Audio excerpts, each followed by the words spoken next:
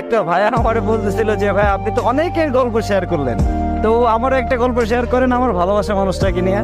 ভাই আমার বলতেছিল ভাই আমি যে মানুষটাকে ভালোবাসি ভাই বিশ্বাস করেন আমি বলে শেষ করতে পারবো না যে ওই মানুষটা আমার জন্য কি করছে জীবনে, এত স্যাক্রিফাইস এত কিছু। আসলে আমি নিজে অনেক সময় অবাক হয়ে যাই যে এই কি আসলে কি আমার ভালোবাসে নাকি এর থেকে অনেক বেশি কিছু। শুধু ভালোবাসার জন্য মানুষ এত কিছু কিভাবে করতে পারে? আমি কখনো তো ভাই এই জিনিসগুলোর জন্য করতে পারলাম না।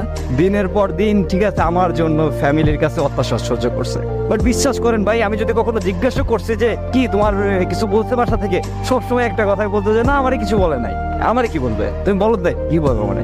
হ্যাঁ, কিন্তু ভাই আমি যখন খোঁজ খবর নিতাম তখন শুনতাম যে প্রায় ওর গায়ে হাত তুলতো ওর ফ্যামিলির লোকের, কিন্তু কখনো আমি শুনি নাই যে আমার একটাবার বললো যে তোমার জন্য আমার যে এই যে এত কিছু আমার মা বাবা আমার গার উপর হাত ওঠায়, কখনো শুনি না ভাই, কখনো বলেও না একটা না।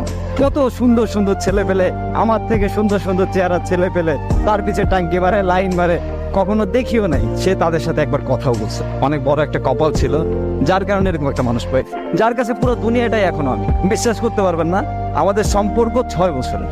আর আরেকটা খুশির কথা শোনাই, সেটা হচ্ছে ও এখন আমার বউ। আর এইটার পিছনে সম্পূর্ণ যা যা কিছু ছিল সবকিছুই ও করছে।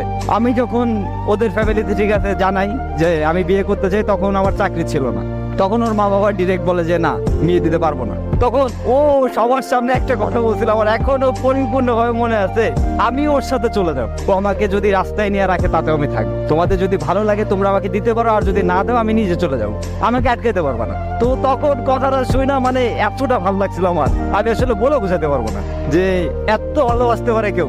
তখন ওর ফ্যামিলি ওর গার উপর হাত উঠায়, হাত উঠানোর পরে আমি ওনাদের অনেক রিকোয়েস্ট করি, তারপর ওটা শুনে নাই। ও তখন আমার হাতটা ধরে সবার সামনে বলতেছে চল।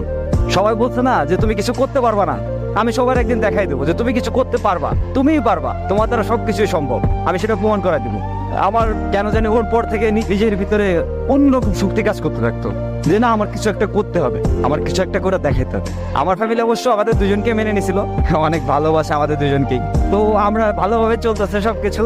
আমার ওই যে জেদটা যে আমার বউ বলছিল যে না তোমার কিছু একটা করে দেখাতে হবে আর তুমি পারবা, সেই জেদে আজকে আমি অনেক ভালো কিছু হয়ে গেছে জীবনে। একটা জিনিস কি জানেন, খুশি থাকার জন্য টাকা পয়সার দরকার হয় না। টাকা পয়সা আজ আছে কাল না, টাকা পয়সা আজকে নাই তো কাল আসবে, আসবে কিন্তু এমন একটা মানুষ দরকার, এমন একটা ভালোবাসার মানুষ দরকার যে মানুষটা আপনার শেষ অবধি আপনার পাশে থাকবে, আপনার কাছে থাকবে, আপনাকে ভালোবাসে আপনার হাতটা শক্ত করে জড়াতে রাখবে। মানে যেমনই পরিস্থিতি হোক যেমন অবস্থা হোক, সে মানুষটা সবসময় আপনাকে বলবে যে আরে আসি তো আমি, তুমি টেনশন করতেছো কেন, আমি আসি না, তুমি ভয় পাও কেন, আমি কি চলে যাইতেছি, তুমি এত কিছু করতেছো তো শুধু আমার জন্য, তাহলে আমি যদি এতটুকু এই সামান্যতায় যদি থাকতে পারি তোমার কাছে, তাহলে তুমি কেন থাকতে পারবে না, তাই না?